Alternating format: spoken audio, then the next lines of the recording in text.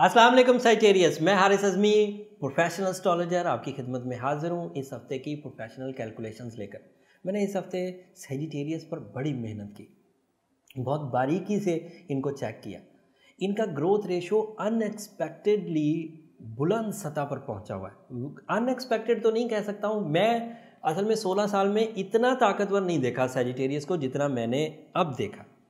Jupiter is in first house, your ruling planet. हाँ, ruling planet जब भी पहले घर में होता है एतमाद तो कमाल महारत पर पहुंच जाता है। लीडरशिप, इख्तियारात, सोचने की ताकत, फ़र्ज शनासी, ड्यूटीफुलनेस, ये अपनी बेहतरीन पोजीशन पर है इस वक्त जुपिटर को, सैजिटेरियस को, इस जुपिटर की वजह से। और ये growth day by day increase कर रही है। इसमें थोड़ा सा रखना, ये 2 महीने का ये आया है मरकरी की वजह से। उम्मीद करता हूँ सैजिटेरियस इसे बैलेंस कर जाएंगे। लेकिन मैं जो कहना चाह रहा हूँ वो ये कि सैजिटेरियस को इस वक्त अपने तर्ज गुफ्तगू पर बड़ा ध्यान देना चाहिए।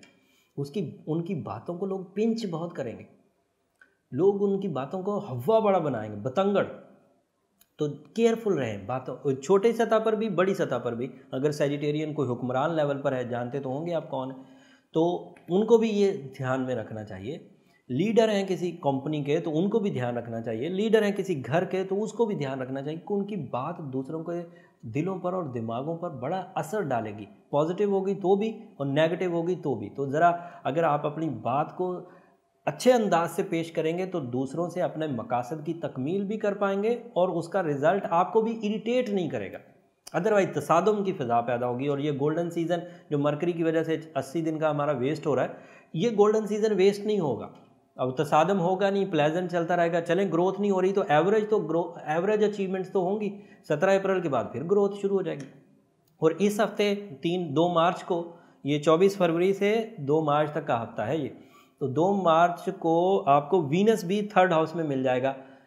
ये इज्तिमाई फ़ायदों का टाइम है सैजिटेरियस, इज्तिमाई फ़वाइद। मतलब अब आप सिर्फ अपने लिए ना सोचें। अब मैंने उधर बयान भी कर दिया कि अब आपका तर्ज गुफ्तगू बड़ा इम्पैक्ट करेगा। अब जिसको आप ज़रा सी भी मोहब्बत का इजहार करेंगे, ज़रा सी भी अपनी सिंसियरिटी शो करेंगे, वो आपके साथ चिपकने की कोशिश करेगा, पॉजिटिवली या नेगेटिवली, ये तो बात की बात है। चिपकने का मतलब ये है कि वो आपकी कंपनी को पसंद करेगा।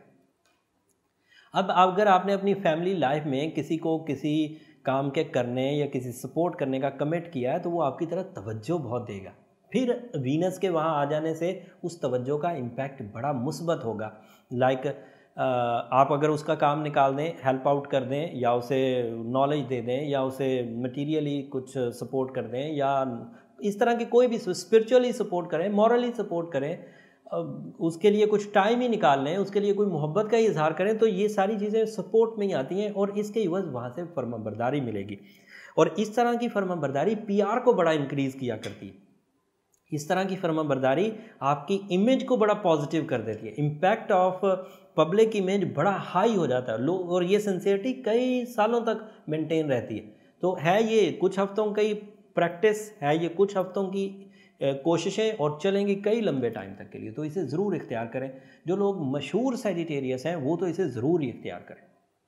उदास सैजिटेरियस को अपनी उदासी से निकलने के लिए, अपनी एंग्जाइटी से निकलने के लिए भी ये हफ्ता बड़ा मुफीद है। वैसे तो हफ्ते का इख्तिताम 2 मार्च को हो जाना है और ये वीनस 2 मार्च को ऑन होना है, तो इसका इम्पैक्ट अगले हफ्ते में आएगा। लेकिन क्योंकि आगाज़ इसी हफ्ते से हो जाएगा इसलिए बताना इस हफ्ते ज़रूरी था। इससे अगले हफ्ते और डेवलपमेंट्स हैं। यूरेनस अच्छी पोजीशन पर आ रहा है और बहुत बड़ा है, ये बड़े इम्पैक्ट देगा। इसे लाइफ चेंजर इवेंट कह सकते हैं। वो अगले हफ्ते आएगा तो मैं उसका तफसील ज़रूर बयान करूँगा, ज़रा बारीकी से बयान करूँगा, और उसके ओवरऑल जो एस्पेक्ट्स दीगर स्टार्स के साथ वो जो नज़रात बनाते हैं सितारे, वो भी बयान करूँगा। जुपिटर के पहले घर में होने की वजह से रिस्क टेकिंग की जा सकती है। जुपिटर के पहले घर में होने की वजह से आपके मेरिट्स इंक्रीज़ करेंगे, शादीशुदा ज़िंदगी भी इंक्रीज़ होगी, लाइफस्टाइल भी इंक्रीज़ होगा, मैच्योरिटी लेवल भी इंक्रीज़ होगा, इमेज भी इंक्रीज़ होगा, एतमाद में भी इंक्रीज़ आएगा, मटीरियल इंक्रीजमेंट भी आएगा, रुपया पैसा और मटीरियल लग्जरीज़ ये वो, और नॉन मटीरियल सेक्टर भी इंक्रीज़ होगा, जैसे प्लेजर्स, जैसे कॉन्फिडेंस, जैसे माइक्रो मैनेजमेंट, ये सब इंक्रीज़ करें। तो दोनों पॉजिटिविटी, और चलेंगी भी लंबी 23 दिसंबर तक।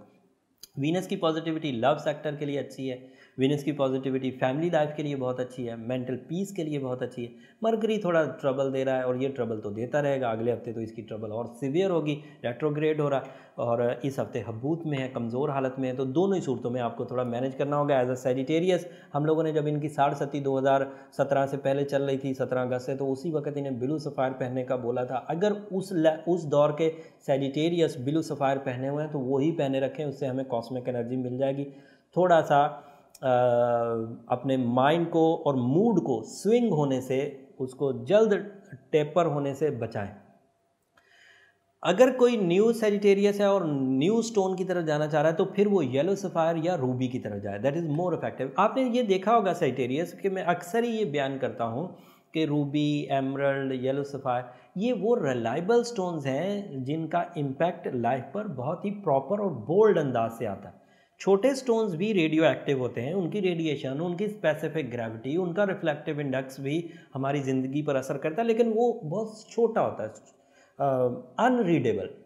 तो इसलिए मैं वो प्रिस्क्रिप्शन देता नहीं। मैं प्रोफेशनल हूँ तो मैं कोशिश कर रहा होता हूँ कि हैवी स्टोन या हैवी रेडियो एक्टिव सब्सटेंसेस को यूज़ किया जाए ताकि उससे जल्द रिजल्ट्स आ जाएं। जो फ्रेंडली है उनका तो बड़ा भी स्टोन यूज़ करना कोई कबाहत नहीं जब वो है ही फ्रेंडली, लेकिन कुछ अनफ्रेंडली है, जैसे ब्लू सफ़ायर अनफ्रेंडली स्टोन्स में से आता है।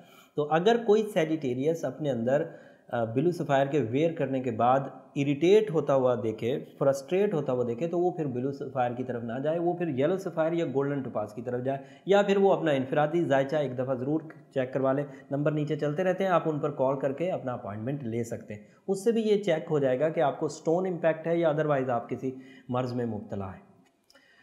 सो ओवरऑल ये कॉन्सेप्ट था जो मैंने अभी आपके सामने रख दिया पूरे वीक का। फिर सिचुएशन भी बता दी। सूरह बकरा की आखिरी 2 आयतें ये मरकरी के रेट्रो होने को कम कर देंगी और आपका बर्थ स्टोन भी आर्टिफिशियल एनर्जी पैदा करेगा, जिससे आप इसकी शिद्दत से काफ़ी हद तक बच जाएंगे। फिर भी अगर कोई कमी रह जाए तो जब आप जायजा चेक कराएंगे तो उसमें पता चल जाएगा। बाकी अगले हफ्ते जो खबरें हैं वो बड़ी हैं, अगले हफ्ते बयान करूँगा। तब तक के लिए इजाज़त दीजिए। अल्लाह ने